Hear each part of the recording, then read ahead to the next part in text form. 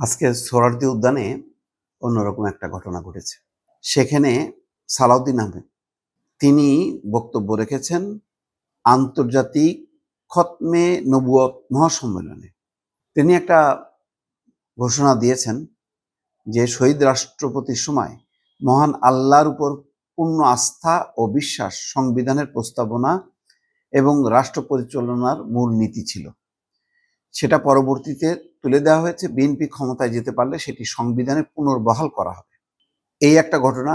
আর একটা ঘটনা দেখেন যে সালাউদ্দিন আহমেদ তার বক্তব্য শেষ হওয়ার আগেই মঞ্চ থেকে অনেকেই এবং সামনে উপবিষ্টরা সালাউদ্দিন আহমেদকে নিজ মুখে কাদিয়ানীদের কাফের ঘোষণার দাবি তুলে হইচই শুরু করেন।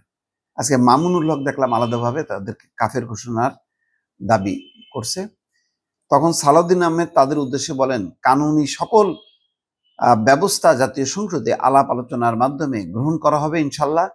এজন্য সমগ্র জাতিকে ঐক্যবদ্ধ থাকতে হবে। তিনি তাদের ভাষা অনুযায়ী কাফের ঘোষণা করেননি।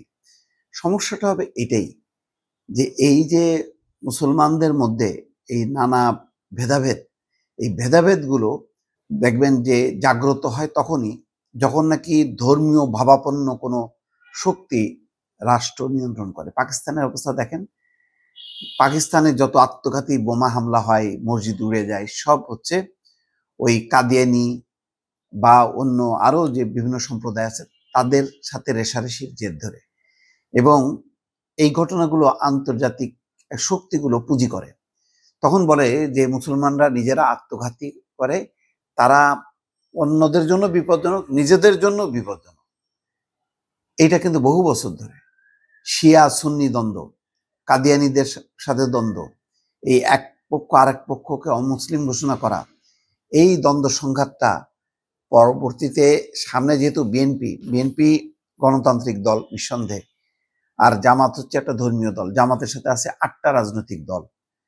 তখন যেহেতু রাজনীতির সুযোগ পাবে, গণতান্ত্রিক সুযোগের ব্যবহার করে বিএনপি তো অবশ্যই চাইবে যে একটা গণতান্ত্রিক রাষ্ট্র গঠন করার জন্য। তারপরেও ওই যে যেটা ঐক্যমত্য কমিশনও কিন্তু আলোচনা হয়নি যে সংবিধানে মহান আল্লাহর উপর পূর্ণ আস্থা এবং বিশ্বাস পুনর্বহাল করা হবে। এইগুলো তো অবশ্যই নিঃসন্দেহে সংখ্যাগরিষ্ঠ মুসলিম রাষ্ট্রের জন্য ঠিক আছে, এটা গ্রহণযোগ্য, তা তো অবশ্যই আছে। কিন্তু যেইভাবে কাদিয়ানীদের কাফের ঘোষণা করার জন্য চাপাচাপি, এবং কোনো এই ধর্মীয় নেতা আজকে গণতান্ত্রিক রাজনীতি করছে, তারা এমপি হবে, তারা হয়তো ক্ষমতায়ও আসতে পারে, তখন এই বিষয়গুলো যখন ইন্ট্রোডিউস করবে তখন আন্তর্জাতিক অঙ্গনে এর একটা প্রতিক্রিয়া হবে, বিরূপ প্রতিক্রিয়া হবে। সেটা কিভাবে সামাল দেবে এটাও কিন্তু আগামী দিনের রাজনৈতিক একটা চ্যালেঞ্জ। বাংলাদেশে যদি ধর্মীয় সংঘাত, বিশেষ করে আভ্যন্তরীণভাবে বিভিন্ন সম্প্রদায়ের মধ্যে যদি সংঘাত লাগে, সংঘর্ষ হয় এবং কোনো পক্ষকে অমুসলিম ঘোষণা করা, তাদেরকে কাফের ঘোষণা করা, তাদেরকে বিতাড়িত করা, এই ঘটনাগুলি যদি ঘটতে থাকে তাহলে এই দেশের যে গণতান্ত্রিক রাষ্ট্রের যে চেহারা সেটা কিন্তু আর থাকবে না। তখন বাংলাদেশকে অন্যভাবে মূল্যায়িত করা হবে, অনেকটা আফগানিস্তানের মতন করে, অনেকটা জঙ্গি রাষ্ট্রের মতন করেই কিন্তু তখন বিবেচনা করা হবে। সেটা কিন্তু আর একটা বিপদ ডেকে আনবে।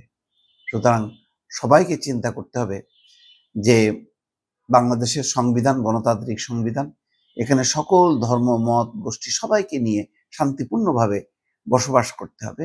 এক পক্ষ আর এক পক্ষকে শত্রু ঘোষণা করা, কাফের ঘোষণা করা, অমুসলিম ঘোষণা করা, এই কর্মকাণ্ডগুলি চললে কিন্তু একটা উত্তেজনা বাড়বে, যেটা রাষ্ট্র দুর্বল হবে, রাষ্ট্র বিপদের মধ্যে পড়বে।